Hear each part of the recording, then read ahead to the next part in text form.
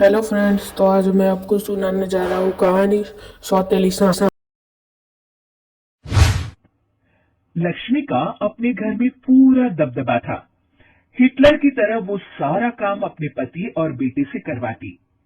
धीरे धीरे उसके पति की तबीयत खराब रहने लगी। सुनो जी, अब आप बुजुर्ग हो गए हो, काम में भी अब हाथ आपके फुर्ती से नहीं चलते। अरे भाग्यवान, भगवान से डर। तुझसे मैंने शादी अपने इकलौते बेटे के अच्छे पालन पोषण के लिए की थी, लेकिन तूने तो उसका बेड़ा गर्क कर दिया। मैंने क्या किया? पढ़ाया लिखाया, अब नौकरी नहीं लग रही तो मैं कैसे जिम्मेदार हो गई? अब घर में बैठकर रोटी तोड़ रहा था तो मैंने कहा काम ही कर ले। एक तो भला करो और ऊपर से बातें सुनो। तभी सारंग वहां आ जाता है।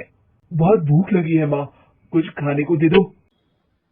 अब तुम्हारे पापा कहाँ तो चल नहीं रहा है। मैं ही जा रही हूँ आज किचन में, बनाती हूँ कुछ। हे भगवान, कैसे होगा इतना काम मुझसे? लक्ष्मी किचन में काम कर रही होती है कि तभी अचानक उसे आइडिया आता है। अरे मैं भी ना, अरे यहाँ तो फ्री की नौकरानी ला सकती हूँ मैं, फिर मैं क्यों खाना बना रही हूँ?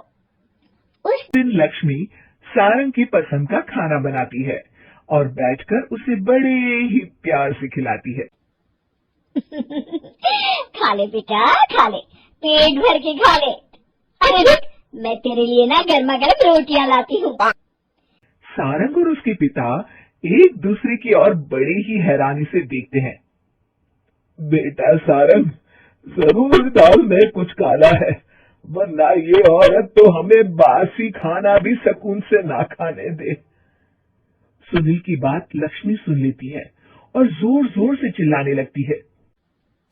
अरे हाँ, भलाई का तो जमाना ही नहीं रहा। एक तो आग में खुद को जलाकर तुम लोगों के लिए खाना बना रही हूँ और ऊपर से तुम्हें दाल काली लग रही है। अरे माँ, पिताजी का ये मतलब नहीं था, तुम बुरा मत मानो। अरे हाँ बेटा, तू कहता है तो मान लेती हूँ। लक्ष्मी सारंग के पास बड़े ही प्यार से बैठ जाती है और फिर कहती है, बेटा, मैंने ना तेरी शादी करने की सोच ली है। अब तेरे पिताजी के हाथ भी नहीं चलते, तो सोच रही हूँ तेरे लिए बीवी ले आऊं। अब पता नहीं ना मैं भी कब मर जाऊं। अब ऐसे भाग्य भी कहाँ है हमारे। क्या कहा? अरे हाँ, तुम तो चाहते ही हो कि मैं मर जाऊं, लेकिन मैं अपनी प्यारी बहू का चेहरा देखे बिना नहीं मरूंगी। हाँ माँ, शादी तो मैं कर लूं, लेकिन मैं नौकरी नहीं करता, फिर कोई क्यों देगा मुझे अपनी बेटी? अरे क्यों नहीं देगा बेटी? इतना बड़ा घर, खेल खलियान है, किस चीज की कमी है हमारे पास? जो आएगी राज करेगी, राज। हम तो ना कर पाए राज। ये बोलो कि एक और नौकर तुम्हारे पास आ जाएगा। मैं कहती हूँ चुप हो जाओ। अरे खुद के घर का खाना बनाएगी तो क्या नौकरानी हो जाएगी? अब तुमसे तो किचन का काम होता नहीं, तो कोई तो करेगा ना। ठीक है माँ, तुम जैसा सही समझो बस। अब मेरी एक शर्त है, लड़की जो भी हो वो दिखने में कैसी भी हो या कहीं की भी हो, बस पढ़ी लिखी होनी चाहिए। अरे हाँ, ला देंगे पढ़ी लिखी बेटा। मैंने कौन सा काम करवाना है उससे? हाँ। और फिर एक दिन पास के गांव की ही रति से सारंग की शादी हो जाती है। रति दिखने में बहुत ही सुंदर थी, साथ ही साथ काफी पढ़ी लिखी थी। रति को लक्ष्मी के सौतेले होने की बात पता नहीं थी। शुरू में जब रति ने सारंग को घर का काम करते देखा तो हैरान रह गई। अरे ये तो अच्छी बात है कि आप घर का काम करते हैं, लेकिन मैं तो घर में ही हूँ ना। आप क्यों कर रहे हैं जी? जाइए, आप नौकरी के लिए अप्लाई कीजिए ना। तभी लक्ष्मी वहां आ जाती है। अरे रति बहू, करने दे उसे काम। और हाँ, मेरे घर के कुछ नियम है, कायदे हैं, यहाँ बीच में ना ही बोलो तो तुम्हारे लिए अच्छा होगा। रति को लक्ष्मी की बात कुछ अजीब सी लगती है। वो समझ नहीं पाती है कि वो ऐसा व्यवहार क्यों कर रही है, लेकिन उसे लक्ष्मी के सौतेले होने के बारे में कुछ पता नहीं चलता है। फिर एक दिन तो हद ही हो जाती है। इस कहानी के पहले भाग में आपने देखा कि कैसे रति की शादी एक ऐसे घर में हो जाती है जहां उसकी सास सौतेली होती है और वो पूरे घर वालों को अपने इशारों पर नचाती है। रति छत से सूखे कपड़े उतार कर ले जा रही थी कि तभी उसकी नजर लक्ष्मी पर पड़ती है, जो किसी तरह चोरी से सुनील की अलमारी खोलने की कोशिश कर रही होती है। अरे ये माँ जी को क्या हो गया? चोरों जैसे क्यों आप मेरी अलमारी खोल रही हैं माँ जी? आपको क्या चाहिए मुझे बताइए। अरे वाह, क्या चाहिए मुझे बताइए। अरे मैं इस घर की मालकिन हूँ, पूरा घर मेरे इशारों पर नाचता है और तुम्हें बताऊं कि मुझे क्या चाहिए? हट यहाँ से।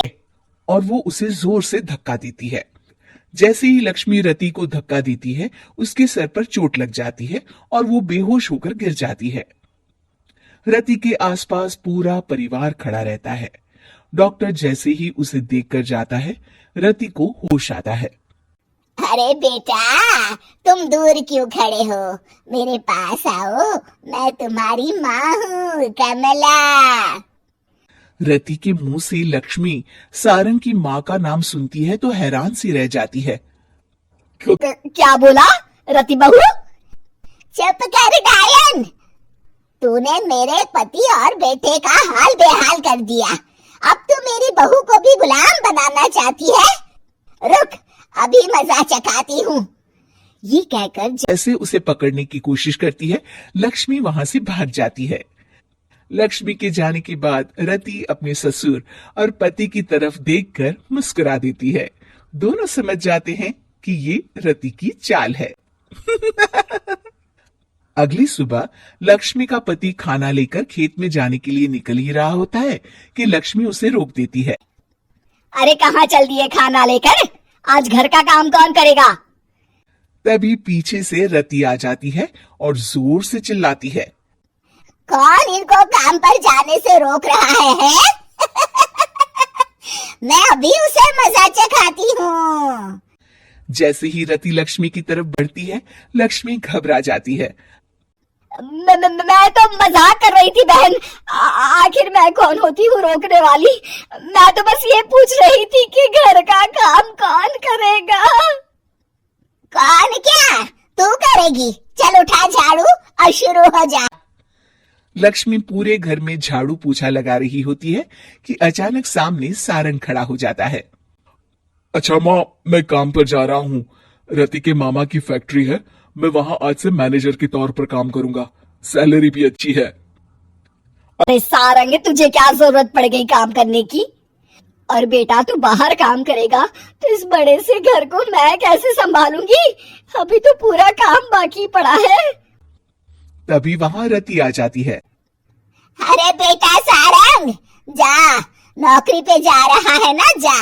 और हाँ, आते वक्त घर के लिए सब्जियां ले आना। ये लक्ष्मी बैठी बैठी मोटी हो रही है, जरा काम भी तो कर ले। सारंग के जाने के बाद अच्छा लक्ष्मी, सुन जरा यहाँ। लक्ष्मी अपनी बहू रति को सारंग की पहली माँ जो मर गई है वो समझकर उसके पास जाती है। अरे बहन, ऐसा क्या हो गया जो तुम्हें वापस आना पड़ा? मैं तो बड़े ही प्यार से इस परिवार को चला रही थी। प्यार से तो मैं बहुत साल से तुझे मजा चखाना चाहती थी, लेकिन किसी औरत का शरीर मुझे नहीं मिल रहा था प्रवेश करने के लिए। अब से ना मैं बहू के शरीर में रहूंगी। और हाँ, तूने कोई भी चालाकी दिखाई या मेरे घर के लोगों को परेशान करने की कोशिश की तो तेरा गला दबा दूंगी। लक्ष्मी रति के मुंह से ये सुनकर डर जाती है और शाम को अपने बेटे और पति के सामने जाकर कहती है, तुम दोनों मुझे माफ कर दो। मैं अब तुम दोनों को कभी परेशान नहीं करूंगी। और बहू तुम मेरी बेटी की तरह हो, बस अब बेटी की तरह ही बनकर रहना। लक्ष्मी उन लोगों को इतना कहकर वहां से चली जाती है और उसके जाने के बाद तीनों एक दूसरे की तरफ देखकर हंस देते हैं।